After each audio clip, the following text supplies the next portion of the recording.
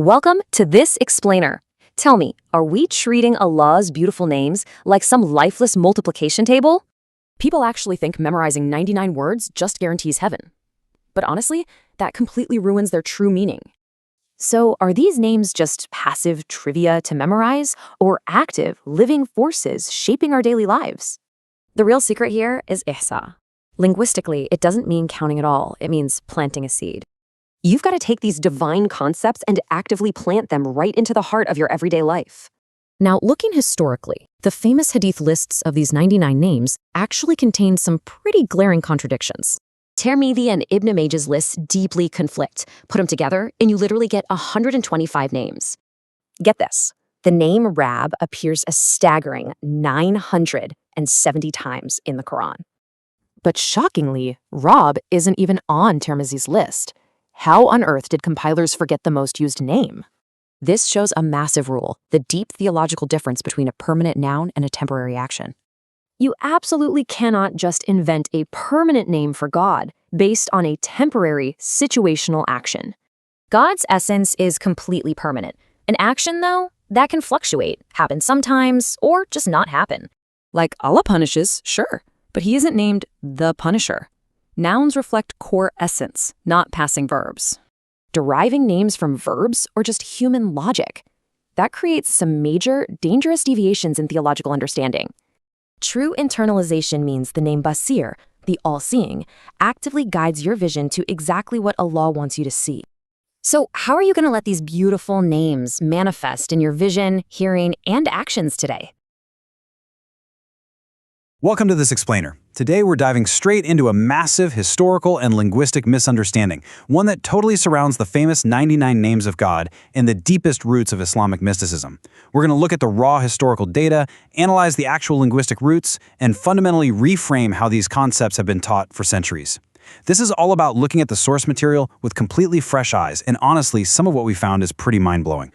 You know, for generations, so many believers have reduced the profound Esma'ul Hüsna, the beautiful names of God, to basically just rote memorization. It's literally like rattling off a multiplication table to pass a middle school math test. People have been told for years that simply memorizing a list of 99 words is this sort of transactional ticket to just buy their way into heaven.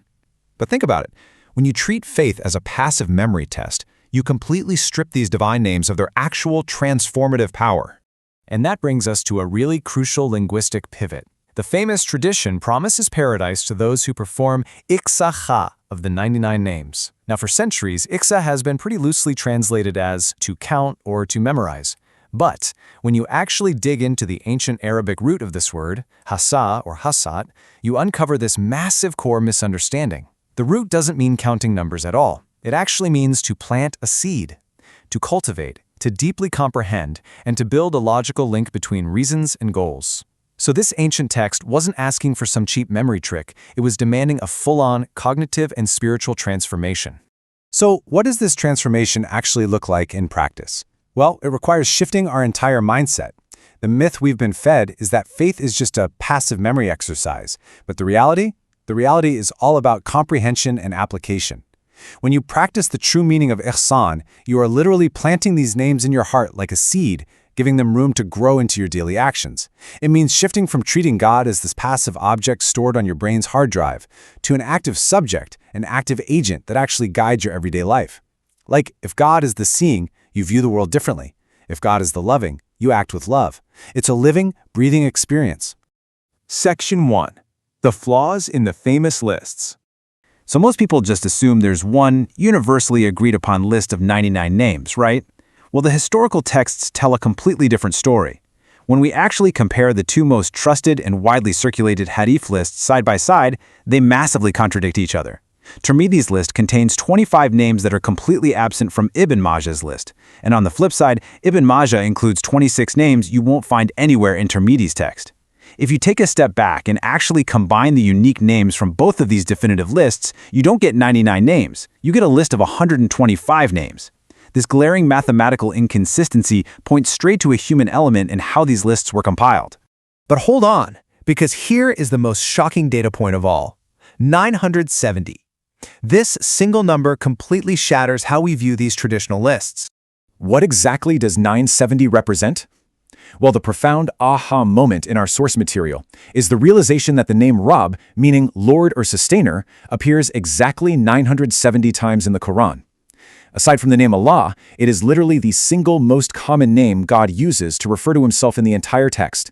Yet, unbelievably, the name Rabb is entirely missing from both of those famous 99 names lists we just looked at. No way, right? The compilers of these historical lists somehow completely forgot to include the very name used almost 1,000 times in the Revelation itself. This glaring omission forces us to step back and ask a really strict methodological question. Do humans actually have the authority to invent names for God, based on his actions, just using human logic? I mean, if the compilers missed the most obvious names explicitly stated in the text, where in the world did they get the other names on their lists? To answer that, we really have to look under the hood at the grammar of theology. The compilers of these historical lists often took actions, verbs, described in the Quran and humanly converted them into nouns to create brand new names. For instance, the text says God punishes severely in response to a specific wrongdoing. Human logic then took that and turned it into the noun the Punisher. The text says God plans or counters tricks. Human logic turned that into a permanent title.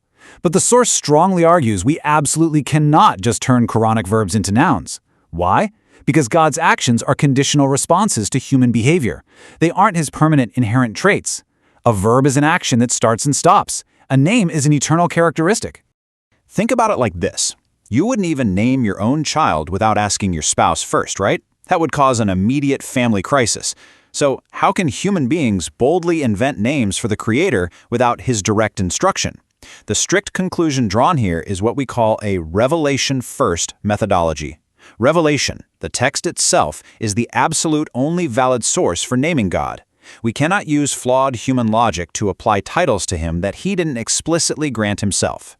Section 2. Applying revelation first to mysticism or tasawwuf.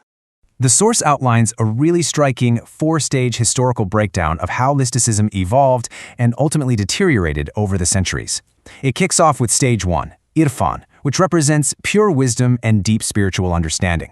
Then, as time passes, it institutionalizes into stage 2, tasawwuf. This further fractures into stage 3, tariqat, characterized by sectarian divisions and competing groups.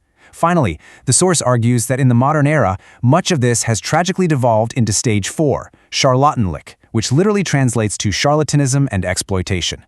The contrast between that very first stage and the last is incredibly telling. Just look at the stark difference here. In the original era of pure wisdom, irfan, practiced by scholars like Haris el-Muhasibi, the mind was fiercely active. The intellect was guided entirely by revelation. The motto was basically, the mind is the Quran and the Quran is the mind. But compare that to the modern deterioration into charlatanism, where the mind is completely shut down. It's characterized by this blind obedience to human figures. The source gives a great, kind of absurd example of this mentality. If a follower is asked, why do you perform this ritual 7 times?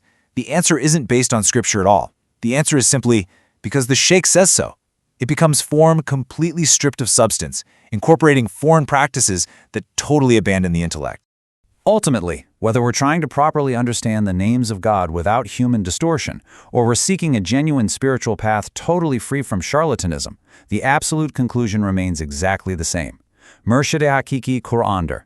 The true, perfect guide is always the Quran. Anything that tries to bypass the text and relies purely on human logic or blind human obedience, well, that's practically guaranteed to lead you astray. So, the crucial question I want to leave you with today is this. Are you simply memorizing the multiplication table of your faith? Are you treating your beliefs as just some passive, transactional memory test? Or are you ready to practice true ihsa, to plant the seed of understanding, deeply comprehend the text, and let that revelation actively transform how you live every single day? It's a massive, fundamental shift from passive repetition to active, living wisdom. Thank you so much for joining me on this explainer. Keep asking those hard questions, keep looking closely at the source, and I'll catch you in the next one. Imagine for a second, just imagine that you've been handed the ultimate key to the universe. Right, like the literal source code of reality. Exactly. We were talking about the most profound, earth-shattering secrets of existence.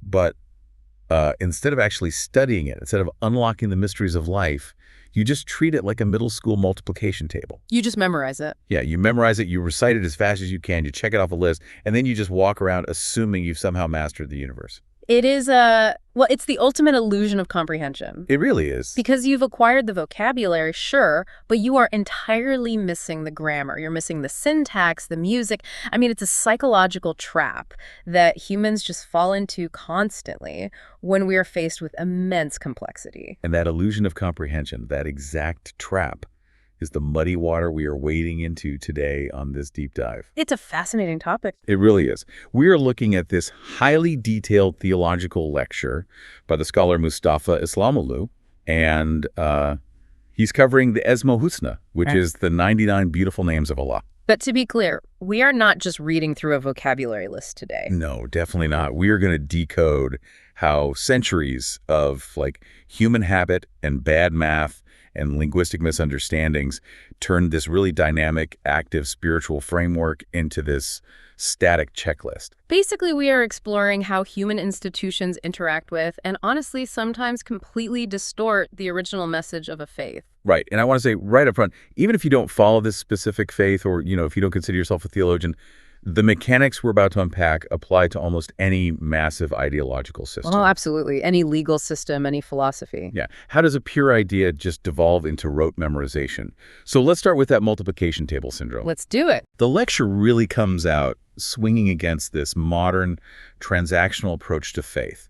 There's this widespread cultural idea that if you simply memorize the 99 names, it acts as like an automatic ticket to heaven. Yeah, and it all hinges on the single, drastically misunderstood Arabic word. Right. The word is Isa. Exactly, Isa. Historically, there's this tradition stating that whoever performs Isa of the 99 names will enter paradise. But the interpretation of that changed, right? It did. Over the centuries, this kind of intellectual laziness set in. People began translating Isa simply as counting or memorizing. Like if I can just recite them really fast on a rosary, I'm good. I've fulfilled the requirement. Right. But the speaker deconstructs the etymology of this word, and the linguistic roots completely shatter that simplistic transactional view. So let's look closely at those linguistics.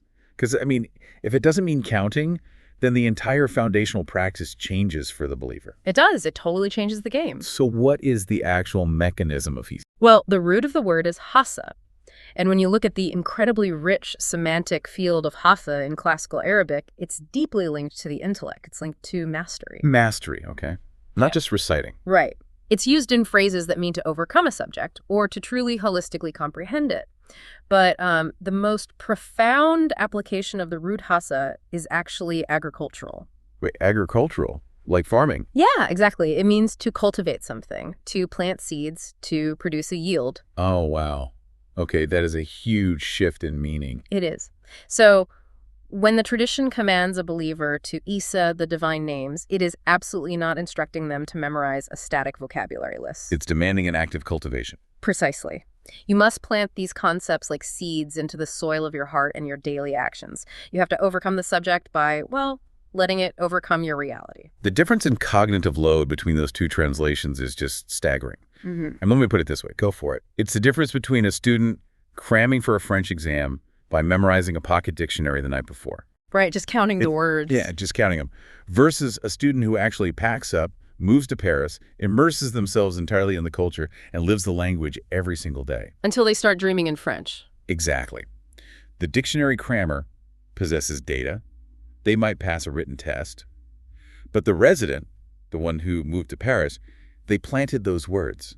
They actually speak the language. That's a perfect analogy. The crammer has data, the resident has comprehension, and the text actually elevates this by looking at the grammatical reality of the divine names themselves. Right, the grammar is so crucial here. It really is. The speaker insists that within the linguistic framework of the Quran, the names of God are exclusively active subjects. Okay, let's unpack that. What does that mean in Arabic grammar? In Arabic grammar, they are called fail, which means the doer, the active agent. They are never passive objects, which are known as miful. So God is never the passive recipient in this theological structure. Exactly. And this implies that a human being cannot just passively consume or observe these names. They require interaction. Wait, so if the names are strictly active subjects, How does that fundamentally rewire the daily mindset of a practitioner? Well, let's look at an example. Yeah, if I am a believer and I understand God as fail, an active agent, what does that actually look like in practice? The lecture highlights the name Alvadud, which translates to the loving or the beloved. Okay, so how does the active subject change that specific name? Well, Alvadud is perhaps the most brilliant illustration of this mechanism. If God is fundamentally an active subject, then Alvadud cannot just be a static title inscribed on a plaque on your wall. Right, it's not just a descriptive label. Exactly. It describes a dynamic, cyclical relationship. The source explains that God desires love from humanity. But not because he needs it, right? Right. Crucially, God does not desire this love out of need or insecurity. He is not a passive object requiring human validation. So why does he desire it? Because he is the ultimate active source of love. He desires humanity's love solely so that he can give even more love back. Oh, I see. Humanity requires the love, but God does not. Exactly. Humanity expresses love so that the active source can pour a greater magnitude of love upon them. It's a generative cycle. It's like a limitless feedback loop. That's exactly what it is. So to actually Isa, the name Alvadud, isn't about knowing how to spell it or, reciting it 100 times a day. Not at all. It means actively embodying that cyclical, generous love in your own human relationships. The name has to transition from a noun on a page to a verb in your actual life. Beautifully put. But this brings up a massive structural problem. Oh, here we go. The historical critique. Yeah. If the goal is to deeply internalize and plant these specific seeds, what happens when the bags of seeds you buy from the store are mislabeled? Right. And this is where the lecture shifts from linguistic theory into some very heavy historical critique of the lists themselves. This is a critical pivot. The text scrutinizes the widely accepted, culturally entrenched lists of the 99 names. We're talking about the compilations printed on posters in homes across the world, right? Yeah. The ones memorized by millions of kids. Exactly those. The speaker points out that these lists, which were primarily compiled by the 9th century scholars Tirmidhi and Ibn Majah, are, they're astonishingly inconsistent. Yeah, I need to stop and look at the actual math here, because when you compare Tirmidhi and Ibn Majah, the concept of a definitive 99 completely falls apart. It really does. It shatters. We aren't talking about a minor clerical error here, are we? No, the discrepancies are massive. So Tirmidhi's compilation lists exactly 99 names. Okay, a nice clean number. Right, but Ibn Majah's compilation lists 100 names. Wait, so they couldn't even agree on the total count? No, and the divergence goes way deeper than just a single added name. 25 names that are present in Tirmidhi's authoritative list are entirely absent from Ibn Majah's list. 25. That's a quarter of the list. I know. And conversely, 26 names present in Ibn Majah's list cannot be found in Tirmidhi's. So if you take these two premier, revered historical compilations and combine them, you do not get an agreed-upon 99. Nope. You get an aggregate list of 125 different names. Let's really think about the psychology of that for a second. For generations, people have treated the number 99 like a locked-in, magical, mathematical absolute. Because there is comfort in a clean number. There really is. Yeah. But the two primary historical figures who gave us the framework didn't even agree on a quarter of the content. And it isn't as if they were squabbling over obscure, rarely used titles either. Right. The lecture drops an absolute bombshell regarding what is actually missing from these lists. The most glaring omission, the anomaly that the text really focuses on, is the name Rab. Rab. And that translates to Lord or Master or Sustainer. Yes. And according to the text, the name Rab appears 970 times in the Quran. 970 times. It is the second most frequently used designation for God, surpassed only by the name Allah itself. And yet, this foundational, ubiquitous name is completely missing from both of the famous lists compiled by Tirmidhi and Ibn Majah. I have to challenge the historical narrative we are being presented with here. Because I understand human fallibility. Sure, everyone makes mistakes. I understand accidentally leaving off a title that appears once in some obscure verse. But if the word Rab is used 970 times, it is statistically and cognitively impossible for two highly educated scholars to just forget it. It does seem impossible. So were they using a completely different set of linguistic criteria for what legally constituted a name? Or is the speaker implying there was some kind of intentional theological cover-up? Well, the speaker uses this precise anomaly to forcefully demonstrate the danger of elevating human scholarly efforts to the level of divine infallibility. He's saying, look how flawed this is. Exactly. He challenges the audience directly, asking how else one can possibly explain this oversight. Now, he doesn't explicitly claim a malicious cover-up. Okay, so he's not saying it was a conspiracy. No, but he completely dismantles the idea that these lists are untouchable. There is just no logical or theological justification for omitting a name used 970 times while including names that appear only once or twice. Yeah, the math just doesn't work. And it's not an isolated incident. Other major undisputed names like Al-Laila and Al-Qadir are also inexplicably missing. So what's the underlying message he's trying to get across with this? The underlying message is that human beings, regardless of their scholarly pedigree, are prone to categorization errors, they're prone to cultural biases, and the pressure to force complex data into neat, round numbers. I mean, it is the equivalent of a sports historian compiling a definitive list of the greatest basketball players of all time, somehow forgetting Michael Jordan, and then society treating that list as infallible law for 1,000 years. That is exactly what it's like, but the lecture takes it a step further. Oh, it gets worse. It does, because it isn't just about dropping the ball on existing words.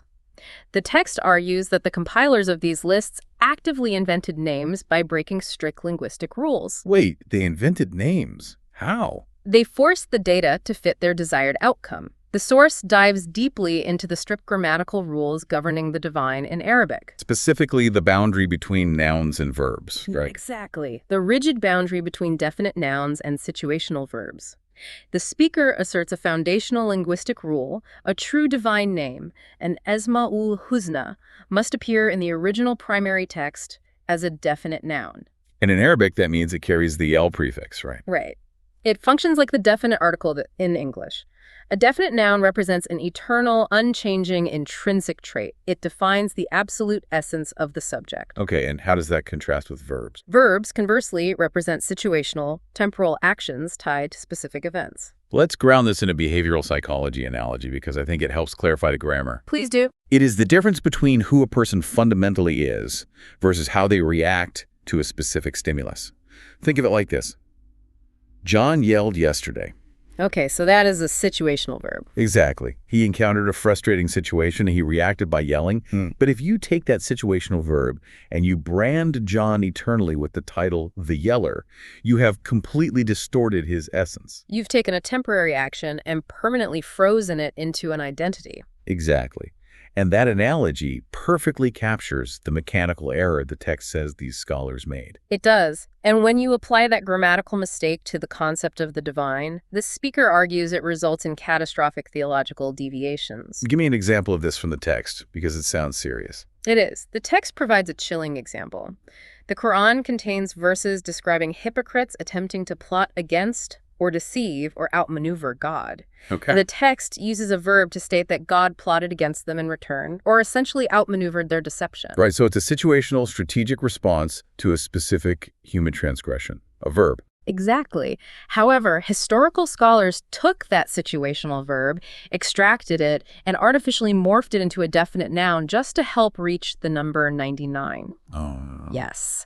The result is the invented name al-Makir, which translates to the plotter or the deceiver. Which is an incredibly dangerous thing to call the foundational source of reality. Extremely dangerous. I mean, you cannot permanently brand the ultimate moral authority as the deceiver simply because of a situational reaction described with a verb.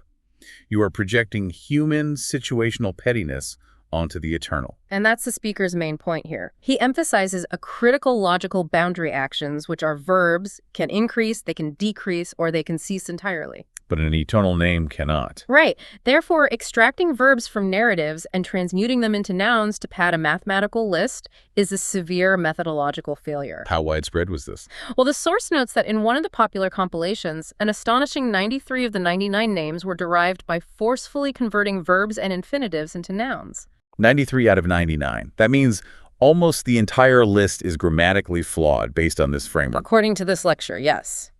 There is a brilliant nuance the text points out here regarding how the original text itself handles this noun versus verb boundary. The original text is incredibly precise, actually. Yeah, it's very precise about when it uses eternal nouns and when it uses temporary verbs, especially regarding the concepts of mercy and punishment.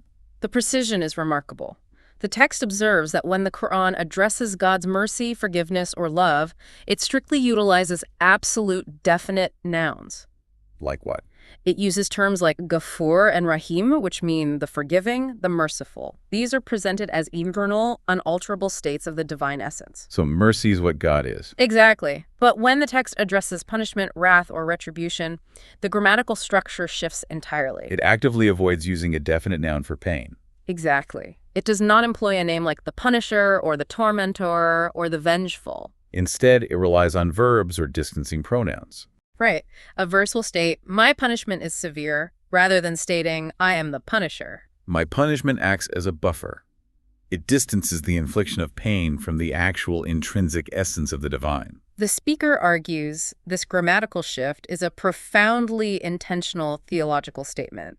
It grammatically insulates the divine essence from the concept of suffering. So it's communicating that punishment is not an eternal, intrinsic attribute of God. Right. Rather, punishment is an external, situational reality generated entirely by the human's own actions and rebellion. God is intrinsically merciful.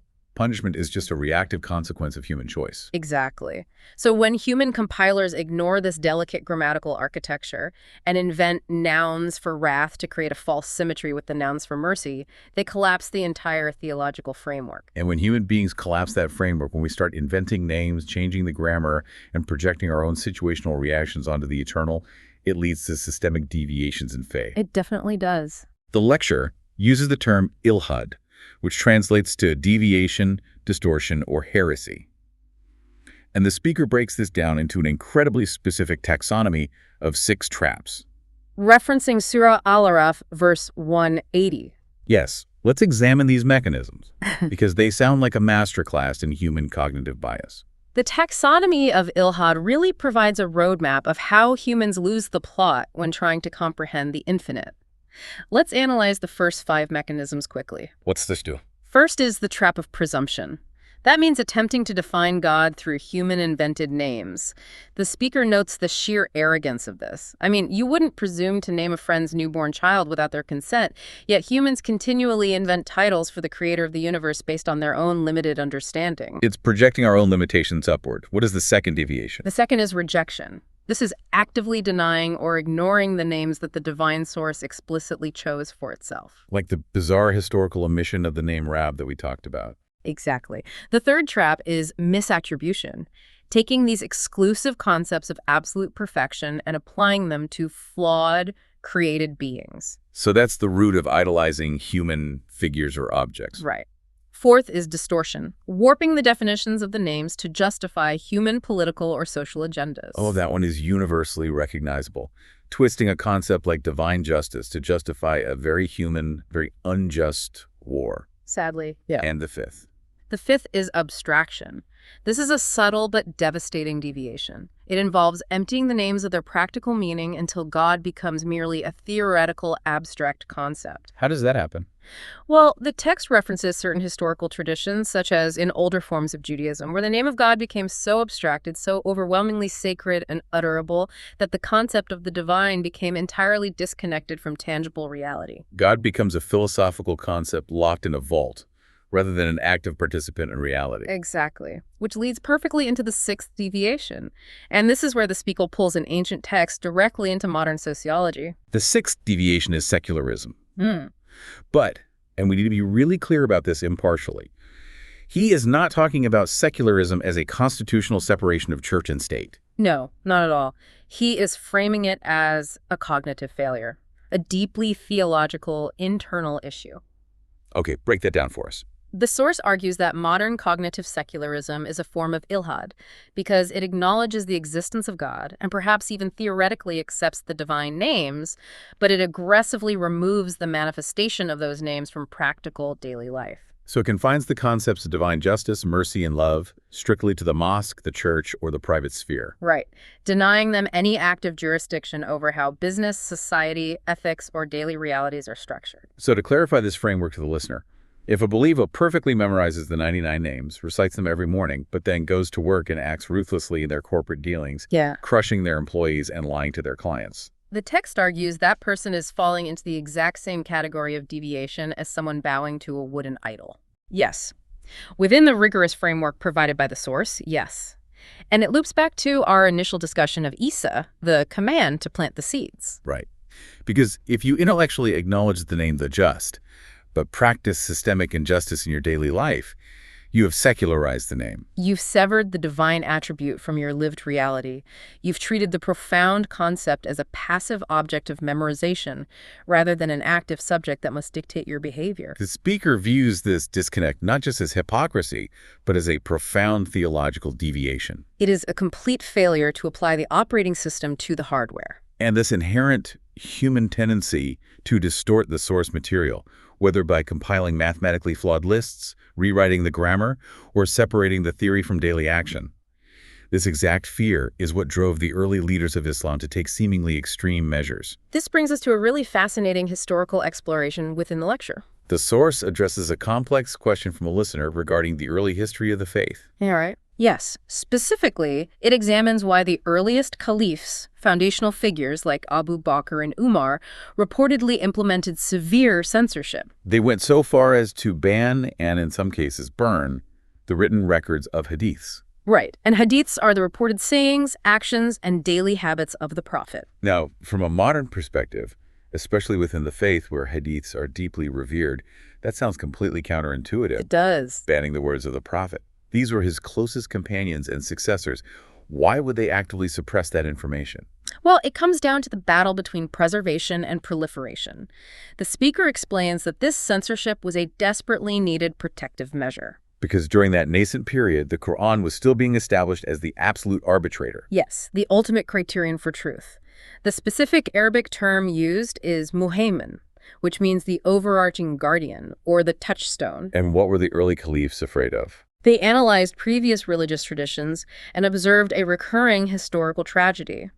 Older scriptures were consistently corrupted because the pure divine text was sloppily conflated with human commentary. Human commentary, cultural practices, historical footnotes, rumor. Exactly. Until later generations could no longer distinguish the actual divine command from a human habit. Let's expand on the software analogy from earlier, because I think it perfectly captures the mechanics of what these caliphs were trying to prevent. That's a great analogy. Think of the Quran as the core operating system, the foundational code that runs the entire machine. Yeah. Okay. The hadiths, the reported actions and sayings of the prophet, are like third-party plugins, applications, or software patches. Right. The early caliphs recognized that the religion was essentially still in its beta phase. Yeah. If you allow every user to start uploading their own unverified plugins, writing code based on something they thought they saw the developer do, you're going to introduce fatal bugs into the software. Eventually, the entire operating system will crash under the weight of conflicting data. Exactly. They had to protect the core OS from being entangled with human commentary. And the concept of preventing a system crash is exactly what the source describes. The speaker provides a highly specific, honestly almost absurd historical anecdote to illustrate the extreme danger of allowing these plugins to proliferate unchecked. Let's hear it. He recounts a story involving Abu Huraira, a companion who is historically known for narrating a massive volume of hadiths. Okay. The story goes that there was a moment where the prophet, likely just exhausted, took a brief, purely biological rest, essentially a quick nap before the morning prayer. Let me guess the human behavioral response to this. You go on. People took a biological necessity, a tired man needing a nap, and elevated it into a sacred, unchangeable religious mandate. Precisely. Later generations received this report, stripped it of its biological and cultural context, and calcified it into a rigid religious requirement, a sunnah. That is wild. The speaker highlights the sheer absurdity of this mechanical approach to faith, extracting an eternal, rigid religious law from the mundane reality that a human being was fatigued and laid down. Did anyone push back against this at the time? Yes. The source notes that major early figures, notably the prophet's wife Aisha and the Caliph Umar, were fiercely critical of this kind of obsessive over-reporting. Because they possess the critical thinking to recognize that not every single sigh, nap, dietary preference, or cultural habit of the prophet was intended to be codified into eternal divine legislation. Exactly. But wait, I have to challenge the reality of modern practice based on this. Fair enough. If the earliest, most authoritative companions were terrified of these plugins overriding the system and actively burned them to protect the muhaymin, the touchstone, how do we reconcile that with the fact that massive portions of modern Islamic jurisprudence and daily practice rely heavily on these exact secondary sources? Well, the speaker is using this history to issue a direct, profound challenge to the modern listener.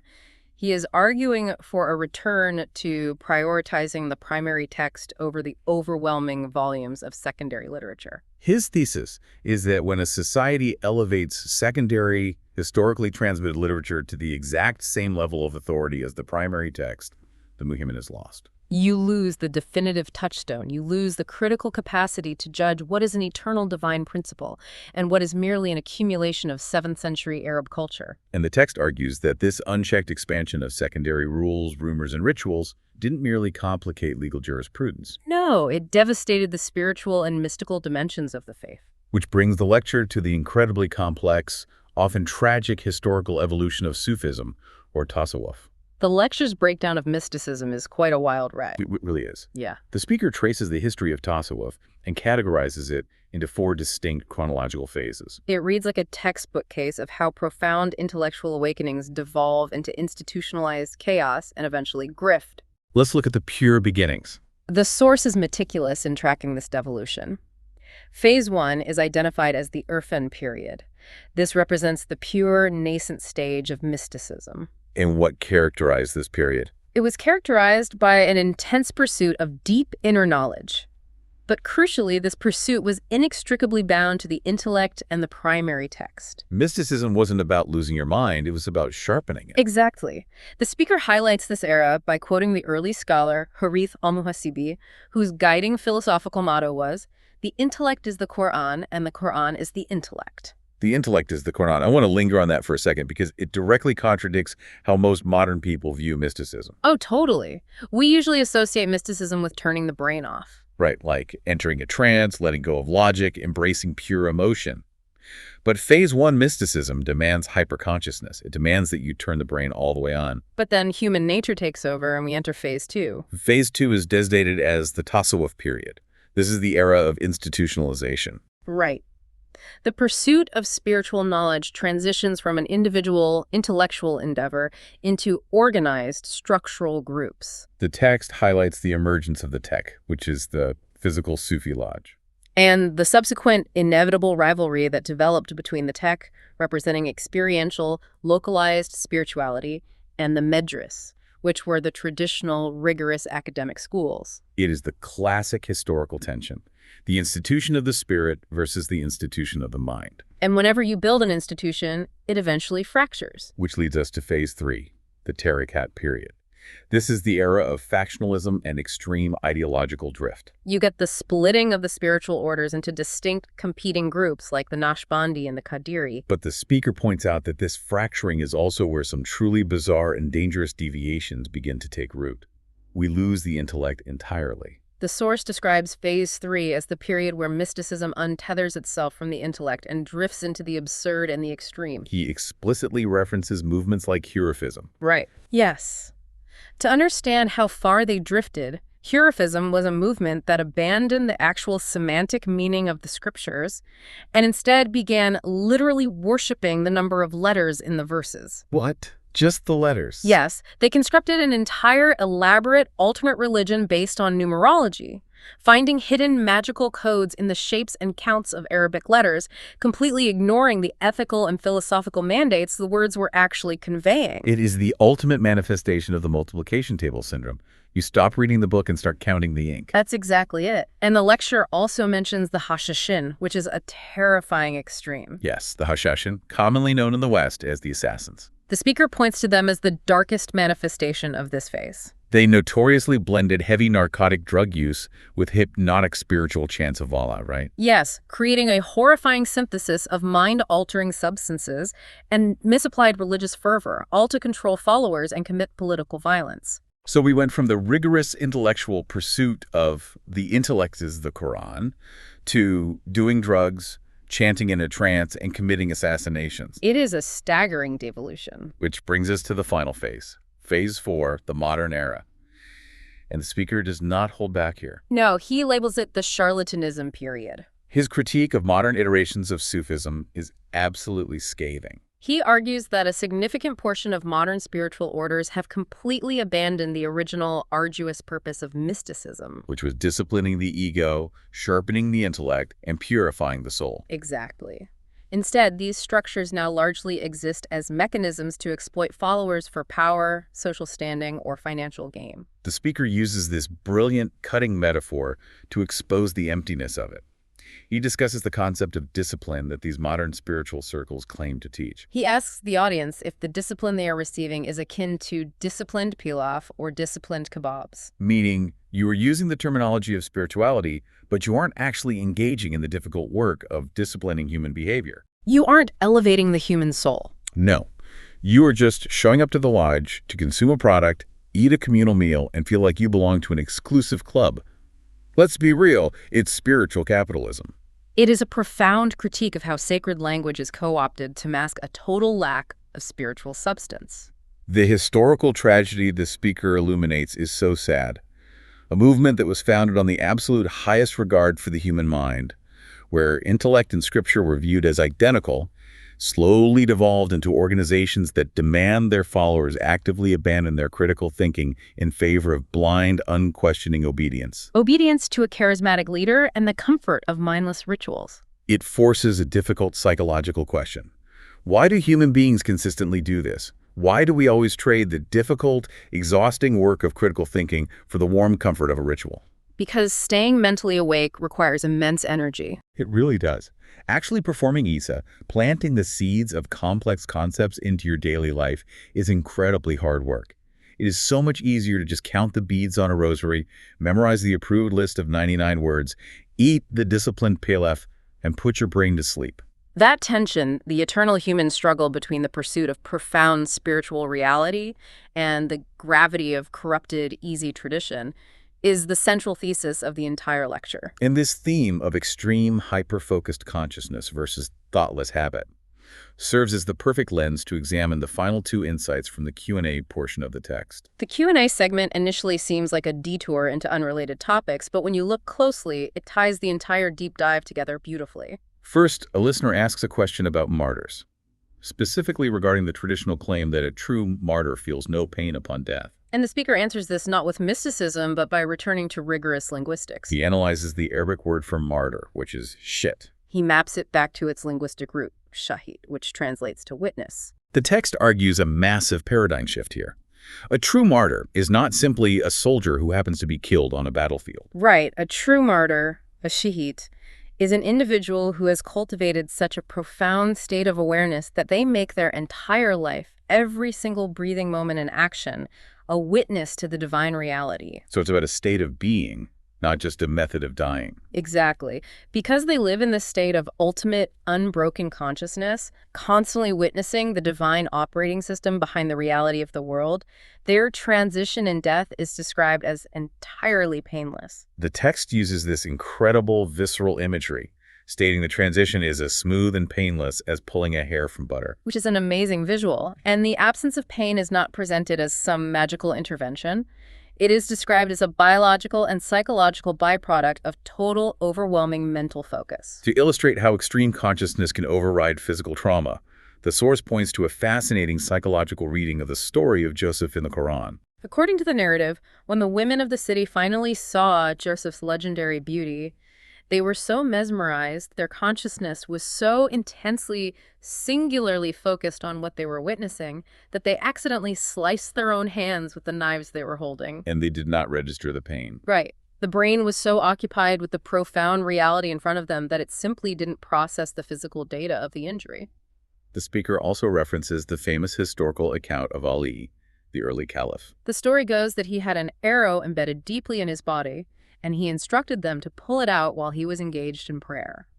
He supposedly felt no pain because he had entered a state of such deep meditative focus. His consciousness was entirely absorbed in witnessing the divine, rendering the physical trauma irrelevant. These stories are used to illustrate the ultimate manifestation of Esa. The reality of the divine has so completely overcome the individual's intellect and perception that the physical world, including pain, becomes secondary. The speaker brilliantly contrasts this supreme state of mental awakeness with the final topic of the Q&A, a discussion on the corruption of older texts, known as Tarif. A listener asks about a modern academic or theological claim, suggesting that older biblical texts haven't actually been corrupted, and that they should be trusted equally. And the speaker forcefully, categorically rejects that premise. He rejects it using both historical evidence and a strict theological framework. Historically, he points to the well-documented existence of fundamentally contradictory traditions stitched together within the texts themselves. For example, he references the reality of the Elohist and Yahwist sources in the Old Testament. Let's explain that for listeners who might not be familiar with biblical textual criticism. Yeah, the Elohist and Yahwist sources referred to a realization by historians that the early books of the Bible were not written by one person in one sitting. Scholars notice that in certain sections, God is referred to as Elohim, and in other sections, God is referred to as Yahweh.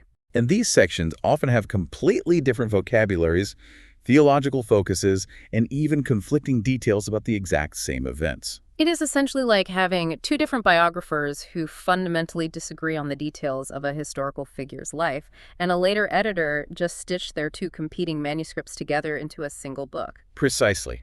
The speaker points to these clear historical seams and contradictions, such as the differing, irreconcilable accounts of Moses' death as undeniable proof of human intervention and corruption. He notes that original manuscripts were lost, rewritten from memory centuries later, and heavily edited by human hands. However, his theological argument against these texts is even more uncompromising. He notes that within his tradition, it is strictly forbidden to accept any text that slanders or degrades the prophets.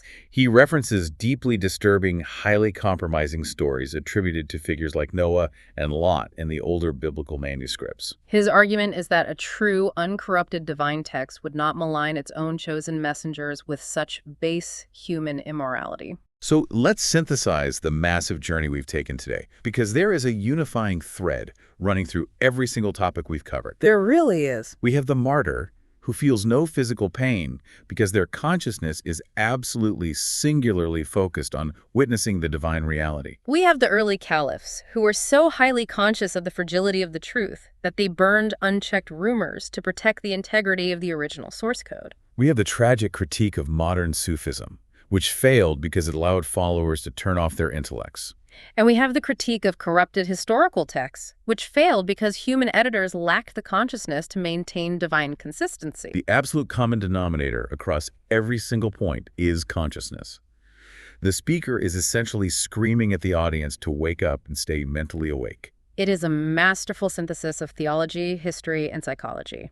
The entire lecture functions as an urgent warning against spiritual and intellectual sleepwalking. We have unpacked an incredible amount of material in this deep dive. We really have. We started by diagnosing the extreme danger of treating the profound, active, generative names of the universe like a static, transactional multiplication table. We look at the etymology of Isa, the demand to plant seeds rather than count words.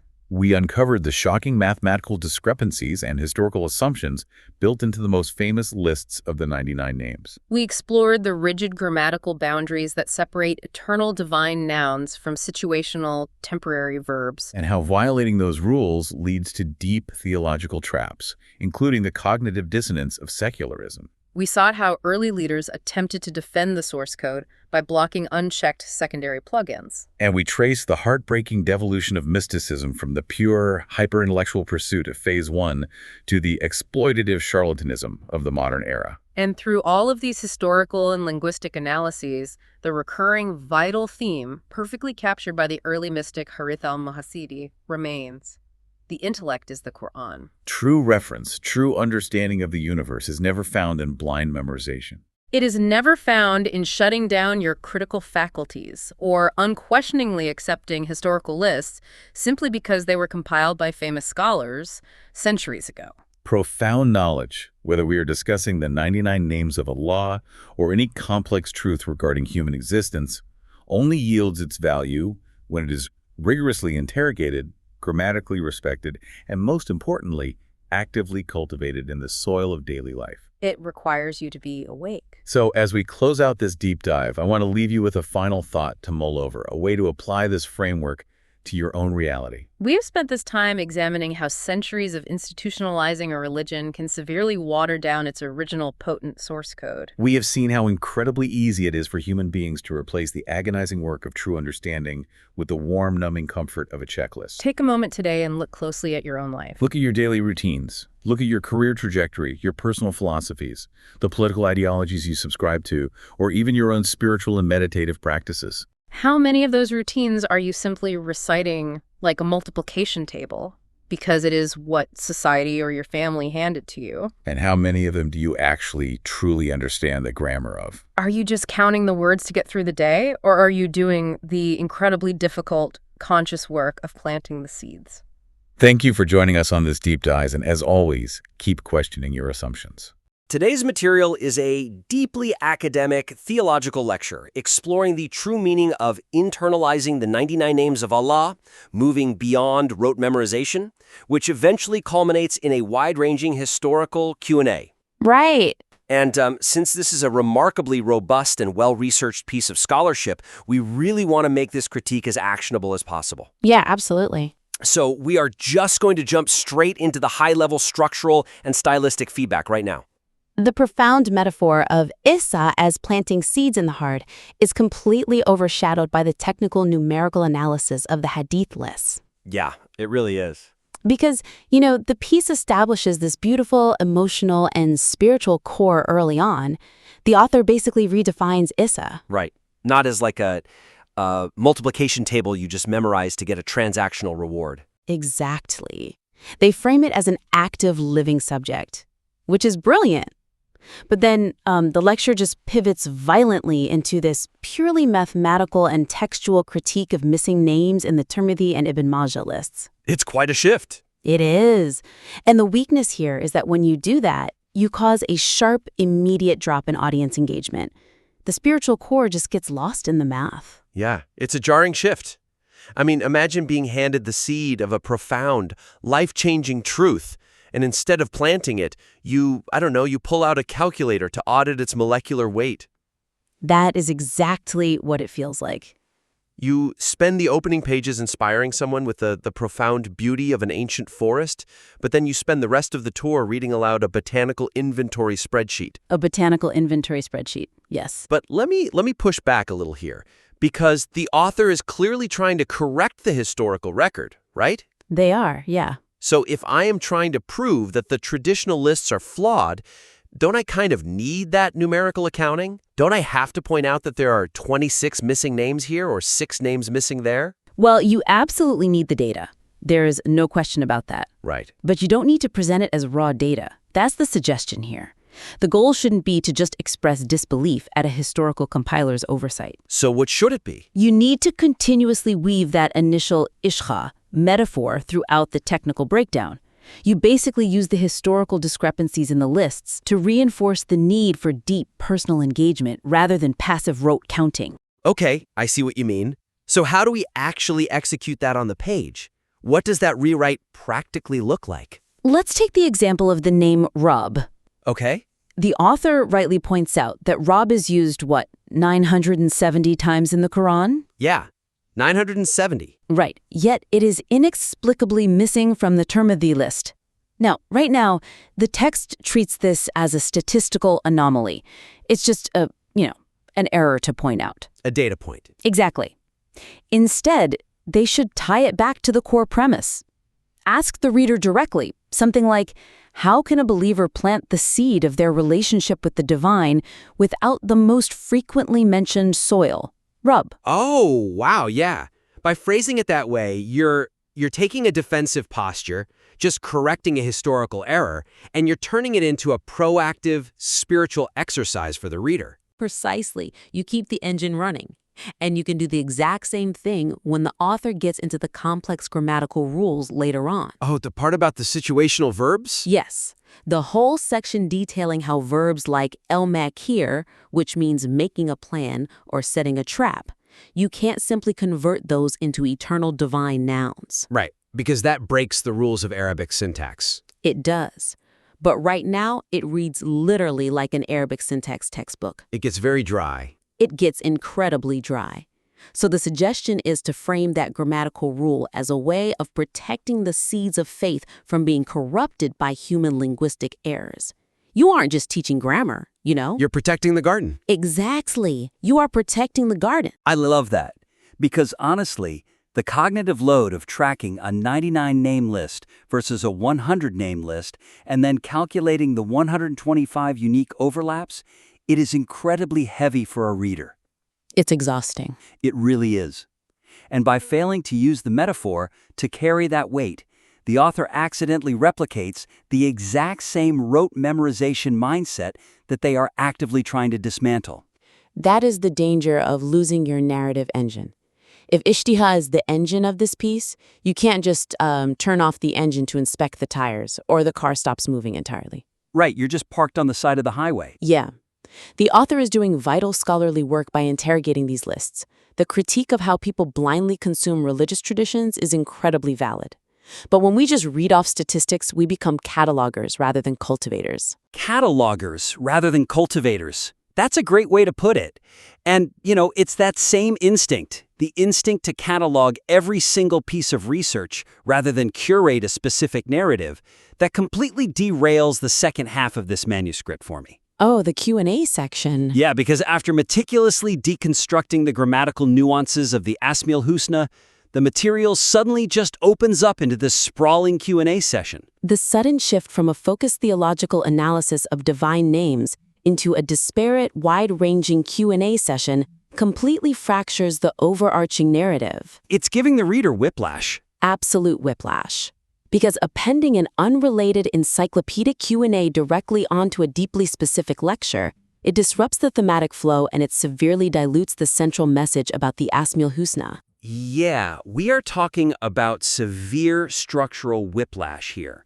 I mean, we go from the etymology of Arabic divine names straight into the prohibition of writing hadiths by Hazreti Omar. Right. And then into the 4 historical stages of Sufism. Yeah. And then finally into the biblical corruption of the Torah by Ezra and the Dead Sea Scrolls. It's a lot. It feels like 2 completely different manuscripts were glued together in the bindery by mistake. It really does. And the weakness here is that it creates an enormous psychological hurdle for the reader. How so? Well, the context switching required to jump from Arabic grammatical verb conversion to ancient Hebrew textual history in the span of like a few pages. It is exhausting. It's asking a lot of the audience. Too much, honestly.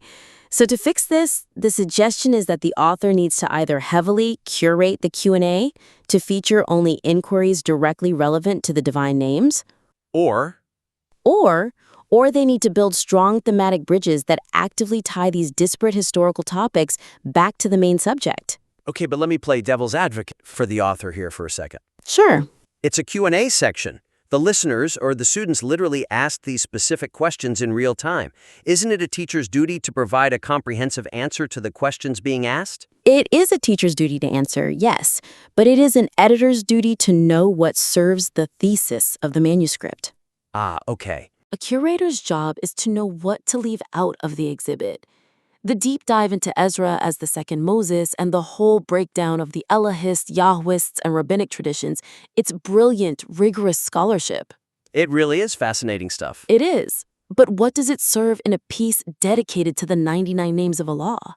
Well, it seems like the author is trying to prove the primacy and uncorrupted nature of the Quran by contrasting it with previous texts, which, is a fairly standard theological approach. It is standard, but it strays far, far too far from the core focus of this specific text. You think it's too much of a tangent? Way too much. For example, that entire extensive answer regarding the Dead Sea Scrolls and biblical traditions should be removed entirely. Just cut it completely? Save it for a separate piece. It is strong enough to be its own lecture. But if the author absolutely insists on keeping other historical sections, like the stages of Sufism, they have to physically write those thematic bridges we talked about. Walk me through the mechanics of that. Like, if the author wants to keep the answer about the 4 historical stages of Sufism, from Irfan down to charlatanism, How do they bridge that back to the divine names without it feeling forced? Okay, so right now, the material highlights Hadith al-Muhasibi and the early era of Irfan as just a standalone historical fact. Right. To build the bridge, you introduce the section by explaining how the early Irfan period was characterized by the proper, lived internalization of the divine names. Oh, I see. You argue that early Sufis didn't just chant the Esmaül Hüsna, they were the fertile soil for them. Tying it back to the Esau metaphor. Exactly. Then, when you transition to critiquing the later charlatanism stage, you explicitly state that this decay happened because they abandoned the deep understanding of the divine names in favor of empty performative rituals. I see. So the history is no longer just trivia. The history becomes the proof of concept for the main thesis. Yes, it instantly justifies the inclusion of the Q&A. You are taking a detour, but you are ensuring that the detour ultimately leads the reader right back to the main highway. Exactly. And, the author is clearly incredibly passionate about distinguishing that pure early practice from later institutionalized traditions. Oh, definitely. You can literally feel the heat radiating off the page when they discuss it. The passion is undeniable. And that actually leads us directly into the final major area of the text we need to examine, which is the tone and style. Right, the tone. Because the material makes a very strong case for the primacy of the Quran, framing it as the true guide. However, this rhetoric becomes incredibly heated, particularly when the author starts critiquing certain modern, performative religious practices or specific historical figures like Abu Hurairah. The passionate critique of historical figures and contemporary practices occasionally shifts into a confrontational tone that risks alienating the target audience. Yeah, it definitely gets confrontational. And the intent here is clearly to elevate the Quran as the ultimate uncorrupted guide. But the weakness is that using aggressive or mocking rhetoric creates immediate defensive barriers. People just put their walls up. They do. It prevents the exact listeners who need this message the most from actually hearing it. Yeah, because the author uses some very sharp imagery. At one point, to describe people going through the motions of hollow religion, they describe them as having a beard with no face underneath. Right. Or a turban with no head inside. They refer to certain modern practices as halali-like zakir circles. It's very biting. It is. Using biting sarcasm to correct a theological misunderstanding is like using a sledgehammer to fix a delicate watch. Wow, yeah. It might make a massive impact, but it completely shatters the listener's receptivity. That is the perfect analogy for what happens to the reader's psychology here. Because the author has built this brilliant, intricate, logical case regarding the derivation of names and the historical gaps in the hadith list. Right. But logic cannot penetrate emotional armor. It just bounces off. Exactly. If someone who participates in those zikr circles, or someone who has been raised to hold Abu Hurairah in unquestionable reverence, reads those sarcastic dismissals, they will experience the backfire effect. The backfire effect, yeah. They will just stop listening to the logic, close the text, and armor up. But I imagine the author might say, look, I am frustrated. I am watching profound spiritual truths being turned into empty, performative rituals. Don't I have a right to be angry? Isn't there a place for righteous indignation in theological critique? The frustration is completely justified. No one is saying they can't be angry. Right. The question isn't whether the author has a right to be angry. The question is whether the anger is serving the ultimate goal of the manuscript. That's the real test. Right. The author's own principle stated directly in the text is that the Quran is the true guide, the Morshid-e Hakiki. Yes.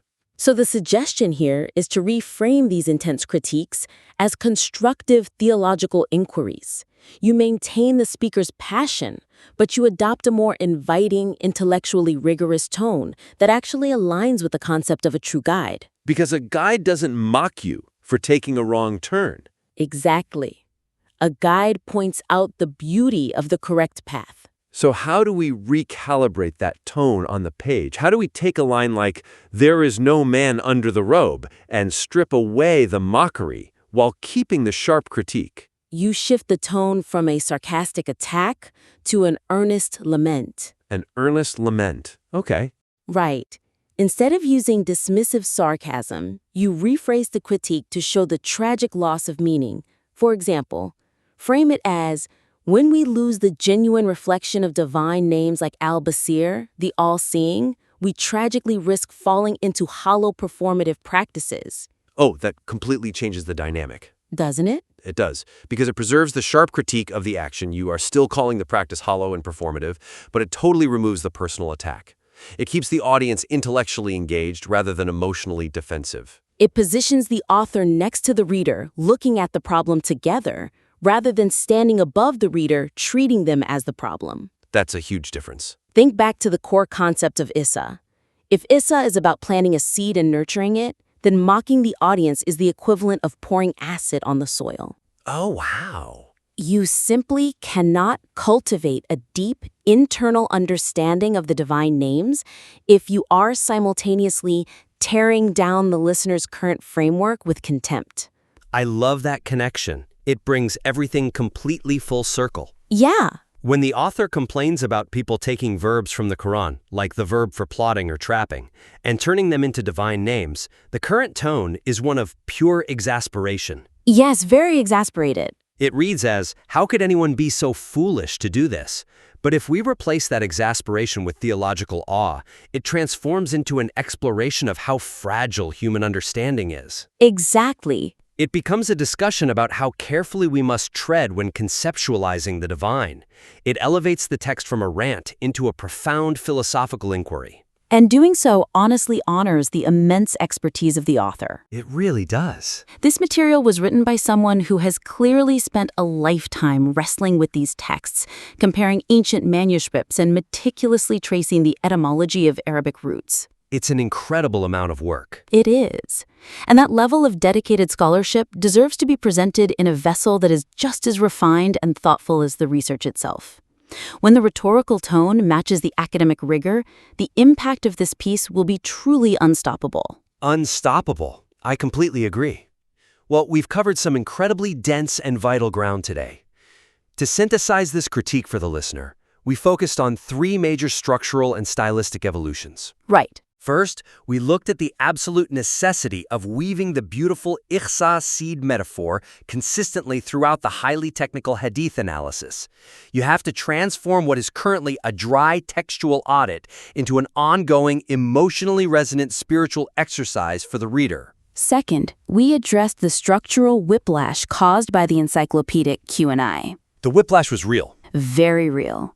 The material needs to be heavily curated, removing unrelated historical deep dives like the Dead Sea Scrolls, and it needs strong, explicit narrative bridges to tie the remaining topics, like the stages of Sufism, directly back to the central theme of the divine names. And finally, we explored the critical value of softening the confrontational, sarcastic rhetoric. By intentionally shifting from a tone of exasperated mockery to one of earnest lament, the author can keep their target audience intellectually receptive to the core message, rather than pushing them behind defensive walls. We warmly invite the listener to implement these actionable suggestions. Focus on building those narrative bridges and carefully calibrating the tone, and we would absolutely love for you to submit the revised material back to us for another look. It really does all come back to that initial beautiful image the author created. When you are handed a seed of profound theological truth, you have a choice. You do. You can dissect it on a cold table, argue over its classification, and mock those who don't understand its biology. Or you can carefully prepare the soil, invite others into the garden, and let the sheer vitality of the truth do the work of growing. Welcome to the debate. Today, we are stepping into a pretty profound theological landscape. We're looking at the Esma'ul Husna, the beautiful names of God in the Islamic tradition. Right, the traditional 99 names? Exactly. For centuries, believers have held on to these lists as this definitive guide to the divine. You memorize them, you recite them, and it feels like a completely closed system. It feels very neat and tidy, yeah. But when you examine the source material closely, that neat categorization really begins to fray. So the central question we are exploring today is this: are these traditional, widely accepted lists flawless theological frameworks, or are they human constructs that take unacceptable liberties with the precise linguistic boundaries of the Quranic text? And that is a fascinating tension. Really famous lists compiled by the scholar Tirmidhi in the 9th century take dangerous theological liberties. By deriving names from verbs, they essentially turn conditional actions into permanent titles. And doing that risks distorting God's eternal essence, equating the infinite with temporary events. Naming the divine requires strict, unyielding textual precision. Right. And, well, I come at it from a different way. While I fully acknowledge that these traditional lists are, imperfect human curations, they successfully and necessarily capture God's role as a constant, active presence in the universe. Okay, but at what cost? Well, they aren't meant to be read like a cold mathematical equation. They provide believers with an essential, practical framework to internalize the divine. They translate highly abstract theology into a lived spiritual reality. Let's start by establishing why this textual precision isn't just, academic pedantry. It's a matter of strict theological necessity. Sure. In the Islamic tradition, naming God is solely God's prerogative. It is not a playground for human creativity, deduction, or philosophical extrapolation. The source text makes this explicit. You're talking about Surah Al-Araf? Yes, Surah Al-Araf, verse 180. There is a very stern warning against ilhad when it comes to God's names. Now, ilhad is often translated simply as deviation, but linguistically it refers to straying from the right path, wandering off the established mark. Right, going off course. Exactly. Traditional scholars like Imam Razi, who was fundamentally concerned with protecting the purity of God's singularity, he interpreted the specific deviation as the act of attributing names to God that he has not explicitly claimed for himself as nouns in the text. I mean, Imam Razi was certainly protective of that boundary, I'll give you that. But we have to ask what it means to actually claim a name. Well, to Razi, and to my argument, it means God must state it definitively as a title. And yet, when we look at the historical reality of the Islamic Golden Age, scholars just began curating lists of these names from the vast oral traditions in Hadith. Right, to organize the faith. But look at the most famous of these, the Tirmidhi list of 99 names. For generations, this list has been treated almost like a sacred, untouchable multiplication table. It is printed in the back of Qurans, woven into rugs, memorized by children. Because it's useful. But when you hold the Tirmidhi list up against the strict criteria of the Quran itself, the inconsistencies are glaring. It includes names that are never explicitly used as nouns for God in the source material, and it leaves out massive foundational titles. Look, the inconsistencies are there. I won't deny the historical reality of how these lists were compiled. Tirmidhi was a human scholar sifting through thousands of reports. Thousands of them, yeah. But I think we need to look at the underlying socio-historical purpose of these lists. Why were scholars in the 9th century trying to compile these 99 names in the first place? It wasn't to constrain God. Then what was it? It was to give the everyday believer a bridge to the divine. But if the bridge is built on a flawed foundation, doesn't it lead the believer to a completely distorted understanding of the divine? I mean, let's look at the most glaring omission in this framework. The name Rabb, meaning Lord or Sustainer. This is a title that appears roughly 970 times in the Quran. It's extremely prevalent, yes. Think about the gravity of that number, 970 times. It is the primary way God establishes his relationship with creation. Every major prayer in the text begins with it. Right. Yet, inexplicably, Rabb is completely missing from the widely accepted Tirmidhi list of 99 names. To me, relying on the Tirmidhi list to define God is like relying on a portrait of a king painted from memory by a deeply reverent admirer. That's a beautiful analogy, actually. But the painting, no matter how much love and devotion went into it, fundamentally cannot replace the flawless self-portrait that the king himself provided. If God calls himself Rabb nearly 1,000 times, and the human compiler leaves it out to fit a neat numerical limit, well, the human curation is flawed. We must stick to the nouns God explicitly chose. I mean, that's a compelling argument.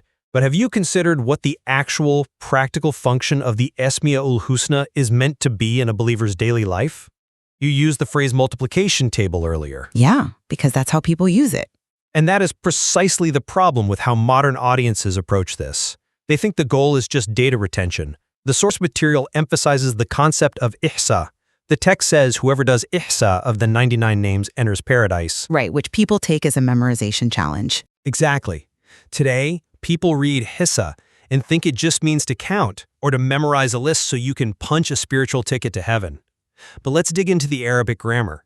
Linguistically, hissa comes from the root hada, which originally relates to pebbles used for counting. Sure. But in its broader applied sense, it means to comprehend, to cultivate, and to internalize.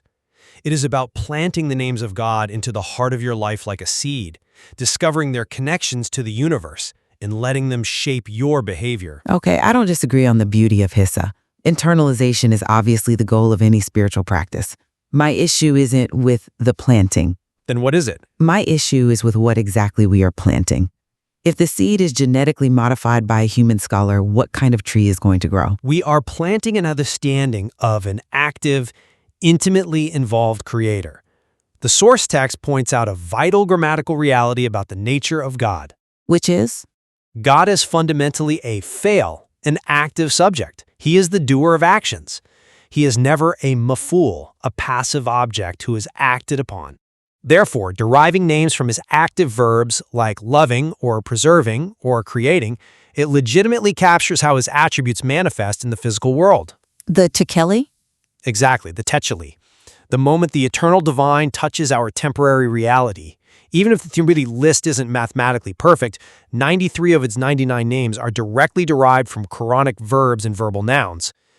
They are deeply rooted in the text's descriptions of what God actually does. I get that. And they serve the profound purpose of showing us a God who constantly intervenes in our reality rather than, a distant watchmaker. That makes sense historically in terms of wanting to feel close to God.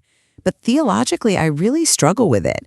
Because if the goal of Isha is to internalize the correct concepts of the divine, we have to grapple with the historical messiness of these lists. They are wildly divergent. Well, divergent is a strong word. No, they are. In the Islamic tradition, we hold up scholars like Tirmidhi and Ibn Majah as the gold standards for compiling the sayings of the Prophet. Yet when they both set out to compile the definitive list of the 99 names from the exact same source material, they arrived at completely different conclusions. Right. Tirmidhi gives us his list. Ibn Majah gives us a list of 100. Yes, their methodologies for verifying oral traditions differed. So their final lists don't align perfectly. I grant you that. They don't align at all in crucial foundational places. There are 25 names in the Tirmidhi list that are completely missing from Ibn Majah's compilation. Conversely, there are 26 names in Ibn Majah that are missing from Tirmidhi. If you combine them, you don't get a neat divine 99. You get a synthesized, messy list of 125 names. It's human scholarship. Exactly. This historical reality exposes the list for exactly what they are: human curation. They are attempts by brilliant but fallible men to put a boundary around the infinite. So I have to ask, if the purpose of the list is to offer a definitive path to understanding God, doesn't the exclusion of Rab, the very name used 970 times, prove the human curation is fundamentally flawed? How can we plant a seed of understanding if the human botanist forgot to include the most important species? I'm sorry, but I just don't buy that. Let me tell you why. You are evaluating a living, breathing spiritual framework using the metrics of a forensic accountant. A forensic accountant? Yes. Esteemed scholars of the tradition, like Ibn Battal and later Ibn Hajar, they deeply analyzed these very discrepancies. They weren't blind to the differences between Tirmidhi and Ibn Majah. No, they knew about them. Right, but they recognized that the primary goal of the Esma'ul Husna wasn't mathematical exactness. Ibn Hajar explicitly compared those who merely memorized these 99 names without applying them to their lives to those who memorized the entire Quran without acting upon a single verse of it. Okay, that's a fair point on application. The variations between the lists don't invalidate them. Rather, they highlight the overwhelming, uncontainable richness of the Quranic text. But a list of names, by definition, is meant to define identity. If the identity changes depending on which 9th century scholar you happen to read, we have a theological crisis. It doesn't change the core identity, though. It provides multiple avenues for believers to apply different facets of that identity to their lives. If a believer uses the Tirmidhi list to internalize God's presence, They are still engaging with 93 concepts derived directly from Quranic roots. Derived concepts, yes, not explicit nouns. But the fact that the list is humanly curated doesn't void its spiritual utility. It acts as a necessary bridge. The human mind needs a framework to transition from the known physical world to the unknown divine. It helps develop what the scholars call tahdisi nemet. The recognition of blessings. Exactly. The active recognition and gratitude for blessings. When you understand God as the provider through a curated name, you recognize the provision in your life. The exact mathematical number isn't the point. The behavioral transformation is. That's an interesting point, though. I would frame it differently. I think the exactness matters precisely because the methodology of that human curation is theologically risky. And this brings us to what I see as the core methodological flaw of these compilers: confusing actions with essence. Ah, you're referring to the derivation of names from verbs, which we touched on earlier. Exactly. Let's look at the Arabic grammar because it reflects the theological reality. A noun, an ism, represents an attribute of essence. It is permanent, it is eternal. Right. A verb, a fa'al, on the other hand, represents an action. And by definition, actions are conditional. They require time, they require a space, they require a recipient. Actions start, they stop, they increase, they decrease. Sure. When human compilers take a verb from the Quran, like preserving, and unilaterally invent the definitive noun al-Hafiz, the preserver, a definitive noun which isn't explicitly used for God in the Quran, they are fundamentally misunderstanding the eternal nature of God's essence versus his conditional actions. I hear you, but God's essence is constant. His actions, his tajalli, as you called it, might manifest today and not tomorrow. Turning a temporary, conditional verb into an eternal, static name is a categorical error. It equates the Creator's eternal self with a specific, time-bound event. well, that argument assumes God's actions are entirely divorced from his essence, which is a massive theological leap. You are creating a wall between who God is and what God does. A necessary wall. Let's look at the example of the name Vadud, the loving. Yes, it relates to the action of loving, but God's actions are not like human actions. When a human acts, it's often a reaction to external stimuli. Right. When God loves, it is a pure expression of his eternal nature. He desires to love and be loved continuously. He isn't engaging in the action of loving because he lacks something and needs to fill a void, but because he has an infinite, eternal capacity to give love. But the love still manifests in specific ways at specific times to specific subjects. It is conditional upon the creation existing to receive it. True, the recipient of the action is bound by time, but the divine capacity and desire to act are eternal. Therefore, conceptualizing his ongoing dynamic actions as names is not just acceptable, it's a theological necessity. A necessity? Absolutely. If we restrict ourselves strictly to static nouns, we risk portraying a passive God. We end up with the unmoved mover of Greek philosophy, a distant, cold intellect that just observes the universe. But that is not the deeply involved, intervening creator depicted in the Quran. We need names derived from verbs to understand a God who actively guides, actively provides, and actively loves us in our daily lives. The verb is the proof of his presence. Look, I appreciate the desire for an active God, but I'm not convinced by that line of reasoning. Because if we accept the premise that humans can legitimately derive permanent names from conditional verbs, we open a terrifying theological door. Really? Yes.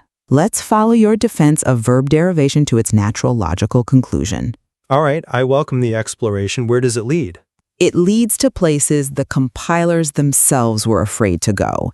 In Surah Nisa, verse 142, the text describes God's response to hypocrites using the verb mekrallah, meaning God sets a trap or God strategizes against them. Right. It's a clear active verb. If we follow the compiler's rule of turning verbs into names to capture God's active nature, what prevents us from calling God el-Makir, the trap center?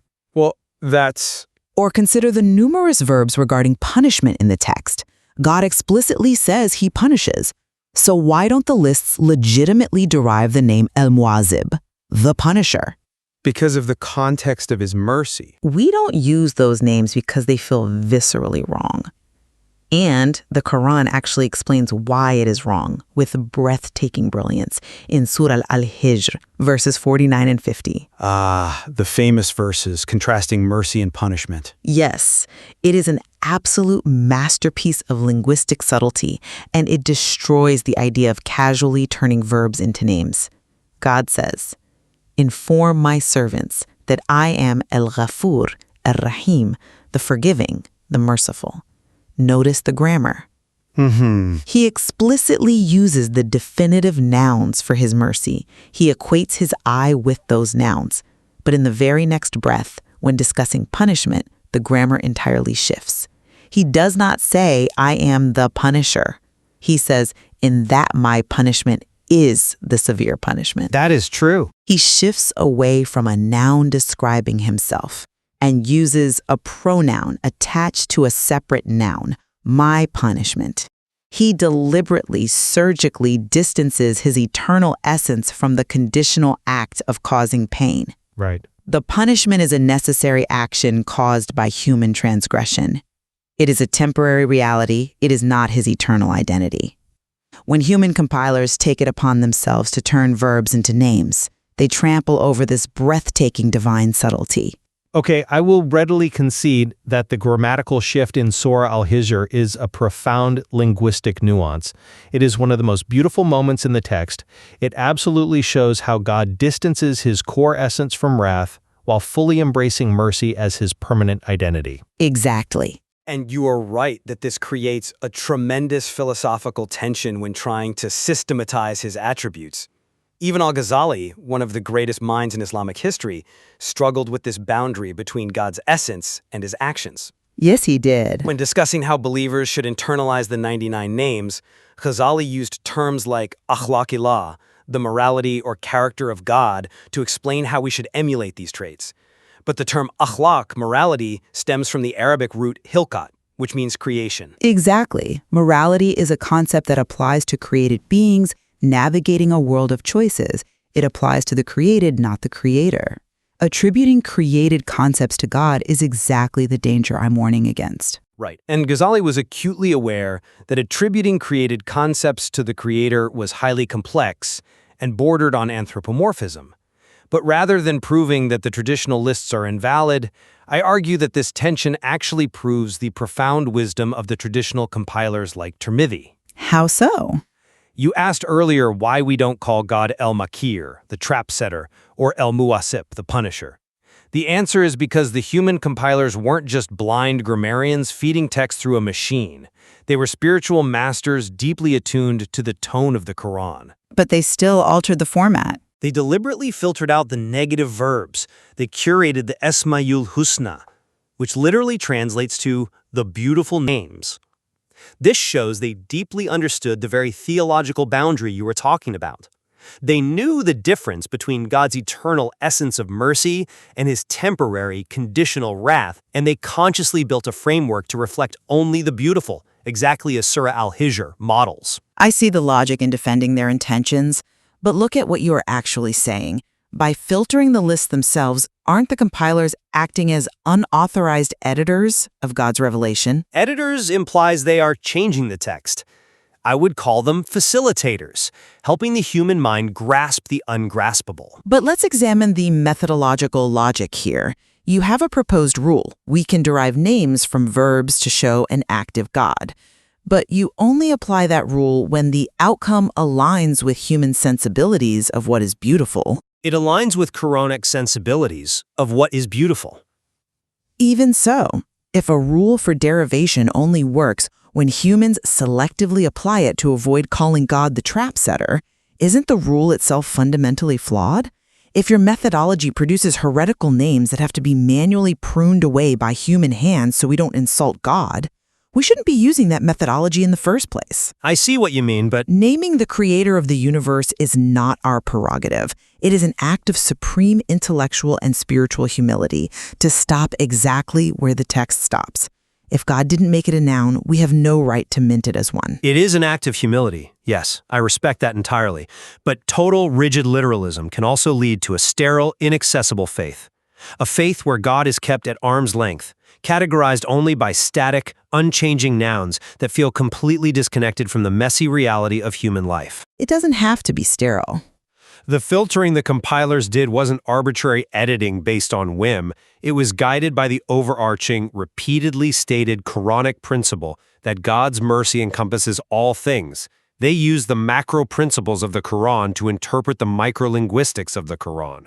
But even by that standard, they failed because they left out Rob, the most frequently used relational noun in the entire text. It embodies mercy, sustenance, and care. How can a curation be considered wise or even adequate if it leaves out the very word God uses to describe his lordship over us 970 times? Because Rob is almost exclusively used in a construct state in the grammar. Lord of the worlds, Lord of the east and west, Lord of the dawn. But it's still a noun. But the compilers were generally looking for standalone, definitive attributes to create a specific kind of meditative list. Was leaving it out an oversight? Perhaps. I've said from the beginning of our discussion that the lists are human and therefore subject to human limitations. Right. But an imperfect bridge is still a bridge. Without these curated lists, the vast, overwhelming ocean of Quranic linguistics might be entirely inaccessible to the average believer. The Tirmidhi list, despite its grammatical liberties, gives everyday people a tangible starting point to begin that vital process of itzaha, of planting the seed of divine awareness in their daily lives. A starting point, sure, but we must be rigorously honest about what it is we are starting with. As we begin to wrap up our discussion, my position remains firm that when dealing with the divine, precision is paramount. The human attempt to systematize God's infinite attributes by turning conditional verbs into permanent names is an overreach. We see the historical cracks in this system through the inexplicable exclusion of central, foundational titles like Rob, and the irreconcilable mathematical differences between the revered lists of Tirmidhi and Ibn Majah. Yes, there are differences. When we ignore the strict grammatical boundaries God set for himself, such as his deliberate distancing from nouns of punishment in Surah Al-Hijr, we risk theological deviation. The safest, most respectful path is strict adherence to the definitive nouns God explicitly chose to reveal to us. And while I deeply respect that strict adherence to the text, I maintain that theology must be lived, not just diagrammed on a chalkboard. The traditional lists are indeed human, and they possess the flaws of human curation. But they are authentically rooted in the spirit of the text, with the vast majority of names tied directly to Quranic verbs. Right. They serve an indispensable spiritual function. They take the dynamic, active nature of God and translate it into a practical framework that believers can actually use to navigate their struggles. They allow us to plant God's active, loving presence in our hearts, transforming the abstract into the intimate. I think we can certainly agree that reducing God to a memorized multiplication table strips the faith of its profound depth, regardless of which list you use. 100%. Whether one clings exclusively to the strict nouns out of reverence for the essence, or finds deep spiritual value in the derived verbs to connect with an active creator, the friction between the text's precise language and our human desire to categorize God is deeply fascinating. It really is. It's a testament to the endless complexity of the divine. The moment you think you have God neatly boxed into a list of 99 words, the text reminds you that he is far beyond our categorizations. Exactly. It invites us to stop taking these historical lists for granted and to return to the source material to explore these linguistic miracles for ourselves. Because at the end of the day, if you are handed a portrait of the divine, wouldn't you want to know if it was painted by a well-meaning human hand or if it was a flawless self-portrait straight from the creator? Thank you for listening to The Debate.